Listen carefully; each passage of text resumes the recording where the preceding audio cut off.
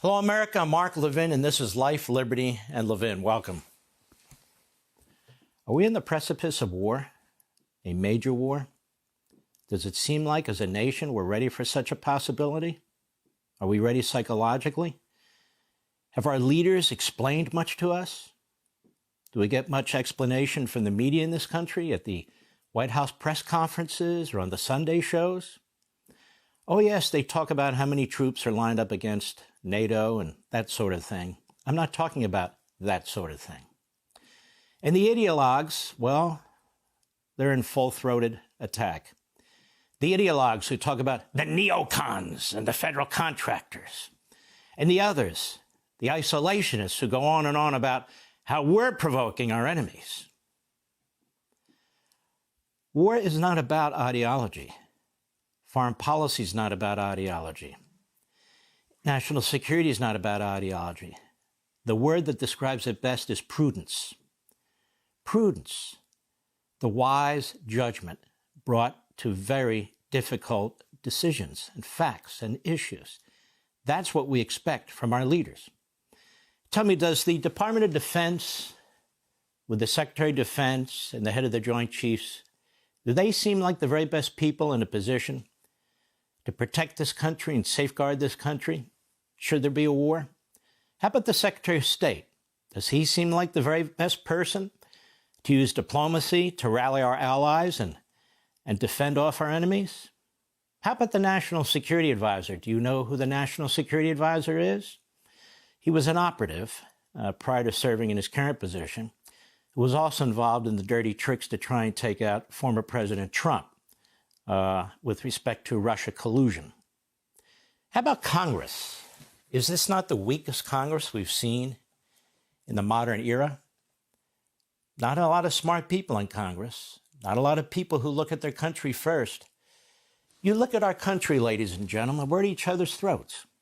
Why are we at each other's throats? Because of this American Marxist movement that seeks to destroy our history, support for our country as it is today, and in our classrooms, on the border, with budgets, violating separation of powers, you name it, just turning the culture inside out.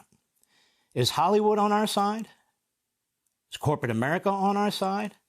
Or are they just too invested in communist China and other regimes that have designs on this country? And the United States military, the infantry, the Air Force, and the Marines, and so forth, do you think they're being trained properly? In many respects, they are. But what about critical race theory and transgenderism and other events, radical left events that seem to take up way too much of their time and demoralize them? And what about the commander-in-chief? Is he up to the job? The answer to all of this is a disastrous domestic situation facing a grave foreign policy situation. And there's very little prudence involved. And that is a big, big problem. So as we're fighting over the Voting Rights Act, which has nothing to do with voting rights, and the rest of the American Marxist, Democrat Party, media, and academic agenda, none of it has anything to do with strengthening the United States military, our national security, and ultimately our self-preservation. None of it. If we had a real media in this country, you'd understand what's taking place overseas. So we have to ignore the loudmouth ideologues who are endless interventionists and the loudmouth ideologues who seem to believe that hypersonic missiles, intercontinental ballistic missiles, nuclear warheads, stealth fighters, and so forth, once they reach the American border, they stop. They're not a threat anymore. No, we are in a serious pickle here, you might say. Now, whose fault is this? Well, obviously, it's the enemy's fault. Who's the enemy? Well, there's even debate over this. So much of our culture has been bought off by the communist Chinese regime, you can't even say anything like the China virus. You can say the Spanish virus. You can talk about a white dominant society. But of course, when you talk about the communist Chinese regime, that's what it is. But you're not allowed to talk about that. So how can you talk seriously about the threat? When it comes to Putin, there's some kind of a love, bizarre relationship between Putin and a certain percentage of our politicos in this country and media who seem to think he's a pretty cool guy, he's a tough guy, and so forth. No, he's a killer. He's a killer who killed his way to the top. He's corrupt, and he wants to hold on to power, and he wants to reestablish the old Soviet Union, which was defeated during the Cold War by Reagan and the United States and our allies. Why should we defend the Ukraine? Oh, I don't know. Why should we defend Belgium, Italy, France, Great Britain? They're all the way over there, after all. They're all the way over there. How many wars have started in Lawrence, Kansas? I don't know of any. Do you? How many wars? In Joplin, Missouri? None that I can think of. No. The wars are overseas, and they have a way of reaching into the United States. The fact of the matter is, China, Russia, and they're not alone, are building militaries against us. Russia's not building a military against Ukraine. They don't need all that hardware, all that technology, all those troops just for Ukraine. China's not building the biggest navy, killer satellites, and so forth because of Taiwan. They're building them because of us, the United States of America. Do we act as a government like we're serious about confronting this? Do we act as a government like we need to become more reliant on our own manufacturing and our own products? Do we act as a government that we need to secure the border and make sure the United States is safe from within?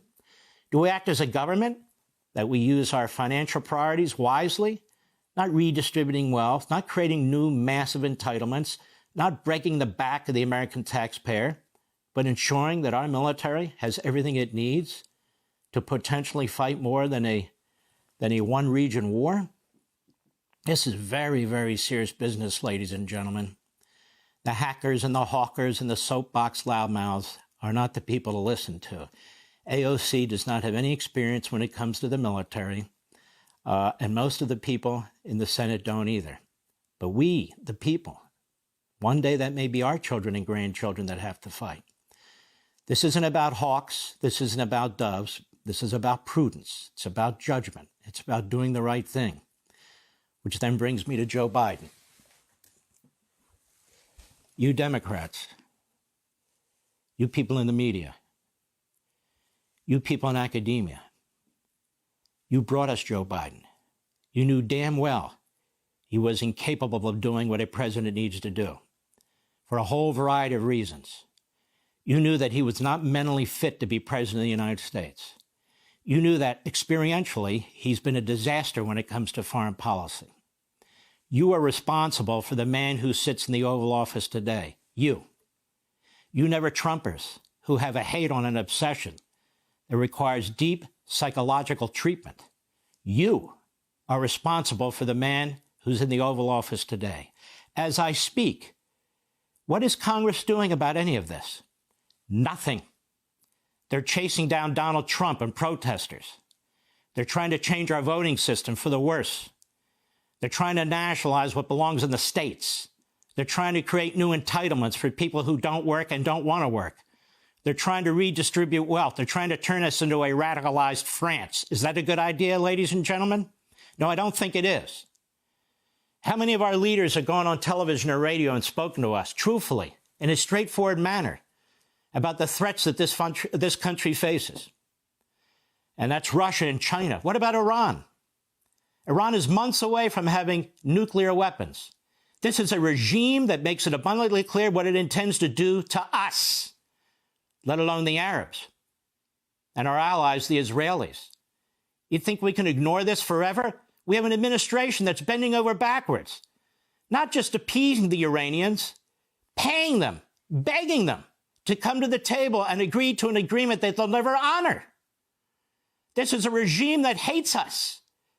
They are fanatics. They are zealots. They're not going to be persuaded otherwise. I mean, even mullahs with nuclear weapons, folks, are a threat. This is the situation today.